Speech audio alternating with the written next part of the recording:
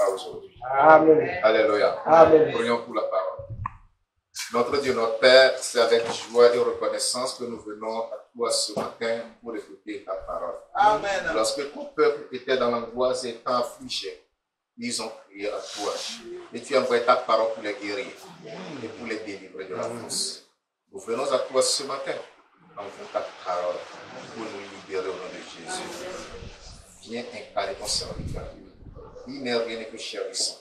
Mais que toi, tu te tiennes debout en lui, afin qu'il soit comme une colonne à travers laquelle tu t'adresseras ton peuple ce matin. Revête toute la vérité pour édifier leur foi, pour rapprocher chacun de toi ce matin. Je veux te louer parce que je crois que tu l'as accompli. Gloire et louange te soient rendues. Au nom de Jésus de Nazareth, nous avons. Amen. Amen. Amen. Là, vous soyez de plus. Ce matin, je souhaite la bienvenue à tous nos bien-aimés, nouveaux et nouvelles, qui sont parmi nous pour la première fois. Que Dieu vous bénisse. Après le culte, on va vous offrir un accueil chaud. Bien. Le message de ce matin a pour thème: tu es responsable de ta condition spirituelle. Tu es responsable de ta condition spirituelle. Qu'est-ce que cela voudra dire? Lorsque nous venons à Christ, c'est pour mener une vie spirituelle et non charnelle.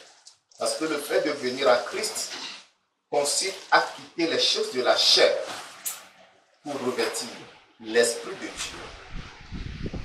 Et pour que tu revêtes l'Esprit de Dieu, ou que tu ne manges pas l'Esprit de Dieu, et que tu aies une condition spirituelle favorable, tout dépend de toi. Ainsi, vous verrez certains, lorsqu'ils se convertissent, 3 mois ou plus tard, ils sont zélés, ils sont chauds, ils peuvent tout faire, ils peuvent prier, ils peuvent jeûner, ils peuvent faire des veillées. Mais d'autres, même après 1 an, ils sont sur place. 2 ans, ils sont là où ils sont. Ils ne font aucun progrès, il n'y a aucune évolution, il n'y a aucune transformation par rapport dans leur vie. Ce matin, pour soutenir notre message, nous allons prendre notre texte dans Matthieu chapitre 25, du verset 1 au verset 13. Matthieu chapitre 25, du verset 1 au verset 13. Je lis. Alors le royaume des cieux sera semblable à 10 vierges qui, ayant pris leur lampe, allèrent à la rencontre de l'époux. 5 d'entre elles étaient folles et 5 sages.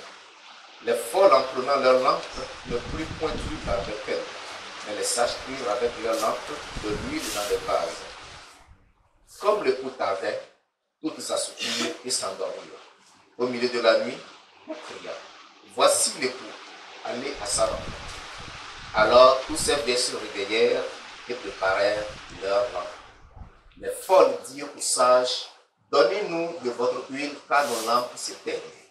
Les sages répondirent: non, il n'y en aura pas assez pour nous et pour vous. Allez plutôt chez ceux qui en vendent et achetez-en pour vous. Pendant qu'elles allaient en acheter, l'époux arriva. Celles qui étaient prêtes entrèrent avec lui dans la salle des noces et toute la porte fut fermée. Et la porte fut fermée complètement. Plus tard, les autres vierges vinrent et dirent: Seigneur, Seigneur, ouvre-nous. Mais il répondit: je vous le dis en vérité, je ne vous connais pas. Veillez donc, puisque vous ne savez ni le jour ni l'heure. Amen. Cette parabole nous présente le cas de 10 vierges. 10 est un nombre pair. Et ce nombre pair a été divisé en 2 parties égales. 5 sages, 5 folles. 5 intelligents, 5 imbéciles.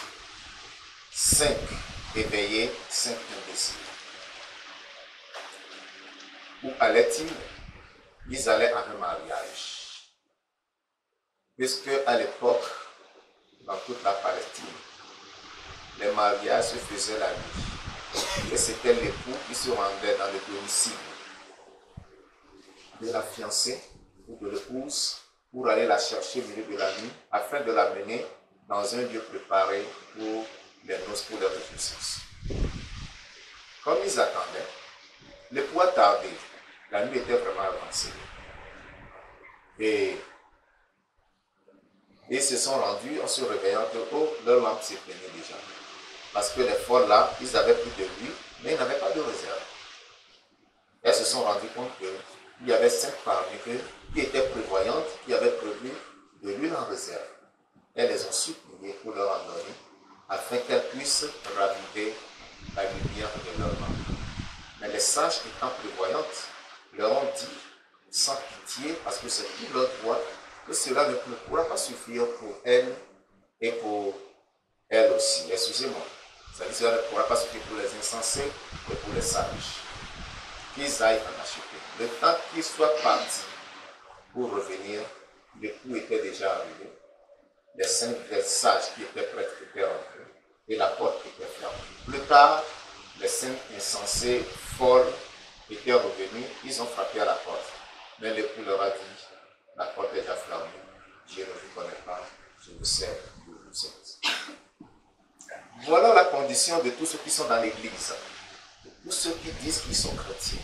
Il y en a qui sont sages, qui savent prendre des précautions, alors que d'autres, ils sont là-dedans seulement, ils ne comprennent rien, ils mélangent la droite et la gauche, ils ne font aucune distinction entre le bien et le mal.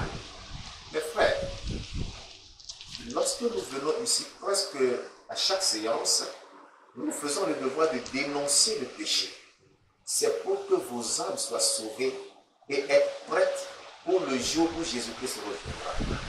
Mais si vous persistez dans le péché, dans l'iniquité, c'est ainsi que vous serez surpris. Le problème, c'est quoi? C'est que et les sages et les insensés étaient surprises de la venue du Seigneur, parce que aucun signe n'a été donné pour l'heure à laquelle l'époux devait arriver. C'est ainsi qu'il en est pour le retour de Christ.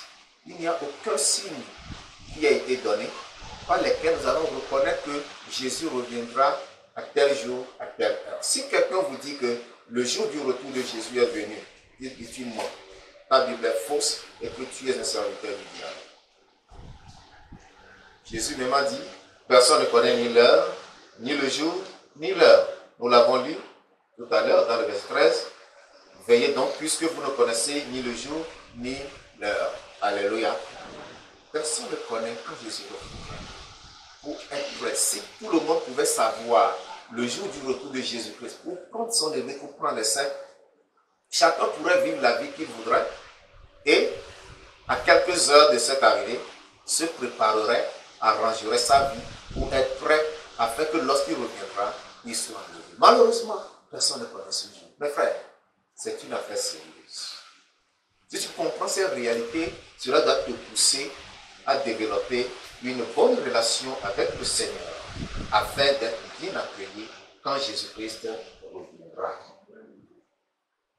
Tous ceux qui n'auront pas de relation personnelle avec Jésus-Christ à son retour seront exclus de son royaume et de sa présence.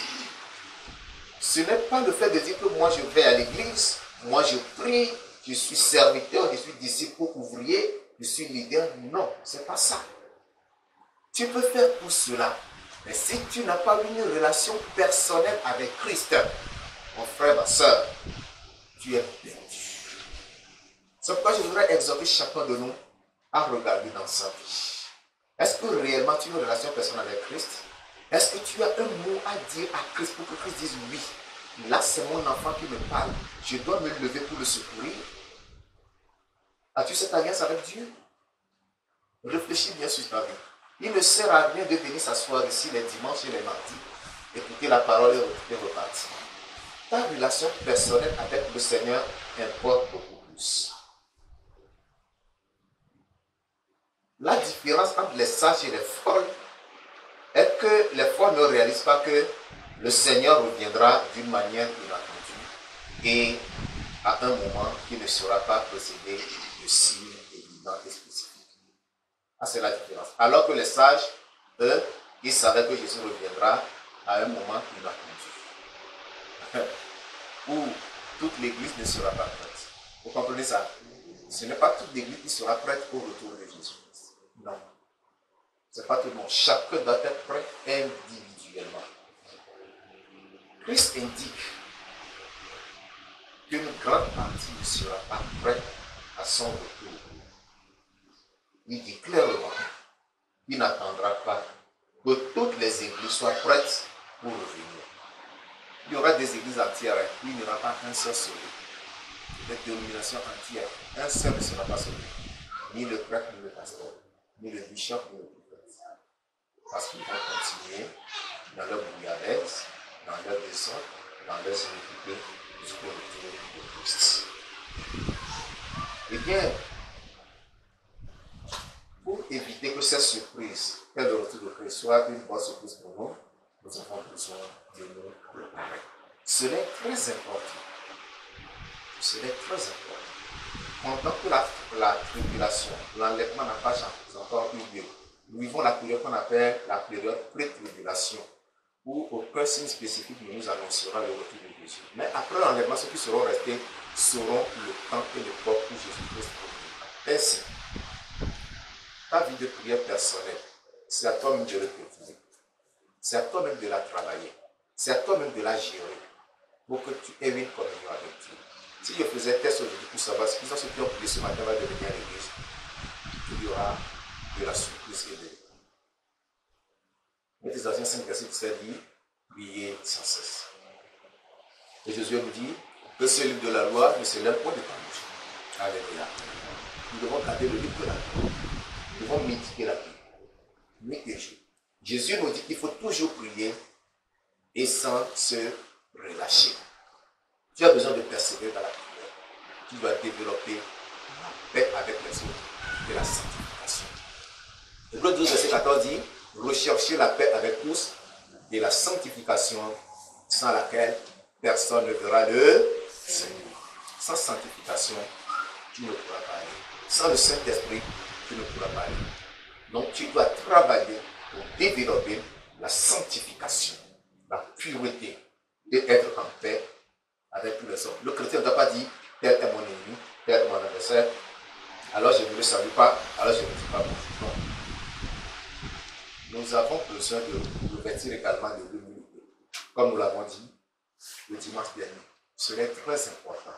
Être humble de tout son cœur pour être agréable au Seigneur. Alléluia. Je crois que ce matin, le Seigneur t'a fait grâce. Tu as écouté cette exhortation.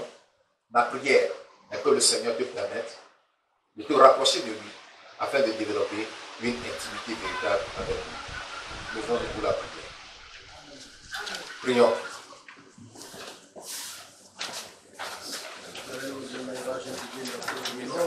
Bénis le Seigneur. Papa, we need help. Confessor Major, what someone said, yes, Papa, me bomb perfect Germany for German home, Makuma, and my demo. When Papa said, I want to make a show with just kitchen at that dinner. Oh, Coco, a rather one moment to film a movie with 1 year. That's what we do, a rather point them. Open in your mere rather by a madam. A rather minute, no, we are flavor we are still for some major by Papa, your madam, never for some clam home in I was just to kiss another to them. Au nom de Jésus-Christ, nous avons prié. Amen.